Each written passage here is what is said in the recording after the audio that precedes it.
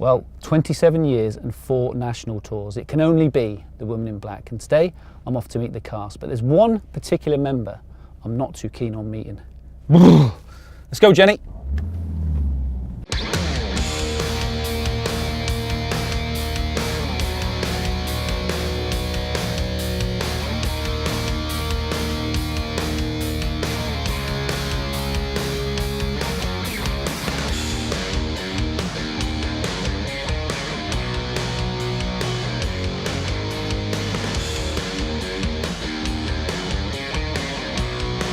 Eadie Rider, sponsored by ABC Taxis, achieving best customer service.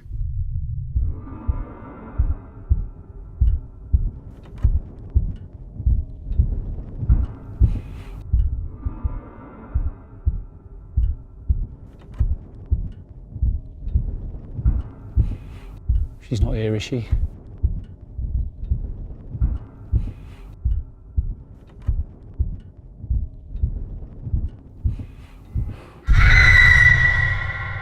Well, David Acton and Matthew Spencer, thank you for joining me, the 2 cast members of The Woman in Black. Just tell us a little bit about history about The Woman in Black itself and how it differs from the film, because I imagine a lot of people who come to see this have seen the film and maybe expecting the same thing, is that right?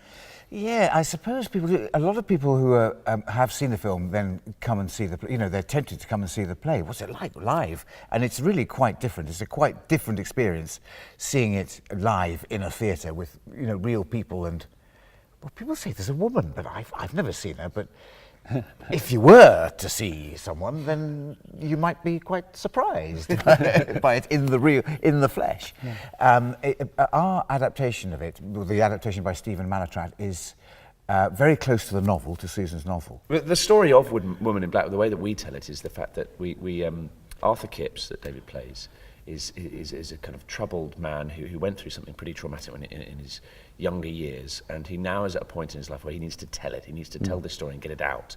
And so he asks me, an actor, to come and help him tell that story.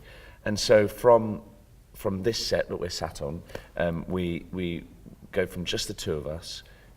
We decide we're going to tell this story, and out of nothing, out of a few bits of scenery, of props, of costume, the 2 of us then take on all of the different characters, all of the different sets, and tell this very kind of moving, hopefully, sometimes funny, but quite tragic story of what happened to Arthur Kipps in his youth. Yeah. And it was brought to stage by Peter Wilson, who's the former CEO of the Theatre Royal. So, I mean, it's kind of bringing it home, isn't it? Yeah, it is, yeah. And Peter, I think, has been involved with it right from the very start. Because it's been, I can't remember, what year was it when it started? It was about 87. Yeah. So it's 30 years, and it's been on in the West End now for nearly 30 years. And it goes out on tour every 2 years. And Peter has been a champion of the play ever since he first saw it in Scarborough, where it was done just as a kind of little extra. There was a little bit of cash left over at the end of the season, and a play was commissioned with, you know, you can't have no more than 4 characters at most, and it was just put on in the bar as an extra show over winter 30 years ago, and it's just gone on from there, and it's just been this huge success. Norfolk and Norwich in particular, has got a lot of history to it and a lot of ghost stories, so it kind of does fit quite nicely here. I mean, are you well aware of Norwich and its ghost stories? No, I'm not, no. There must be a few ghosts in here, I would have thought. Yeah. Haven't seen any yet. Not yet. I mean, you've played lots of different theatres as well, but this is quite a sizable theatre compared to where it's been played elsewhere. So does that make a difference to you as actors? It does. It's actually a very nice size of theatre. It is quite a long way off to the back up there, but it's a good acoustic in here, and it's quite. It's big, but it feels intimate. It feels intimate enough. I suppose it's because the balcony is far enough forwards. There have been 1 or 2 theatres we played where the balcony is so far back that feels like an enormous cavern between us and particularly the upstairs audience. And that is tricky. It's quite tricky then to create an atmosphere. But this is small enough, as you say, large, but small enough to be able to build up a tension and an atmosphere. It certainly felt like that last night. Yeah, brilliant. So you got a good reaction from the Norfolk public. We did, it was lovely, lovely first show last night. And you've got some more shows coming up. You obviously want to fill some more seats. So sell it to us. What's the best part of the show for you two? How would you sell it? Well, for me, I think it's just a wonderful, wonderful play about theatre. It's a celebration of theatre. It's a celebration of storytelling, and it's so very simple in the fact that it's just the two of us, that I think coming to see a wonderful story being told very simply, but and is it as scary as... And it's surprising. It's full of surprises. Yeah. I mean, there are scares, Yeah. laughter, Yeah. jokes, but it's surprising.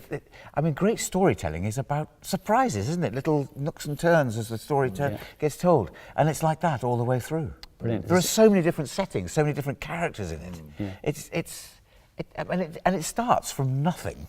Yeah. It starts from a drab set like this with an old man who can't speak. And out of that, and people are going, what the hell have I come to? You're not here? selling You it. can't- And out of that arises this extraordinary story and places and things that you see that the imagination creates in front of you. It's fantastic. Yeah, and it's on here till Saturday, the 22nd. You have a matinee on the Saturday as well? we is do, it? yeah.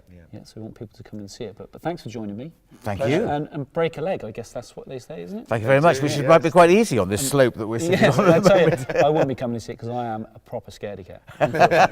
Thanks for joining me. Thank you very much.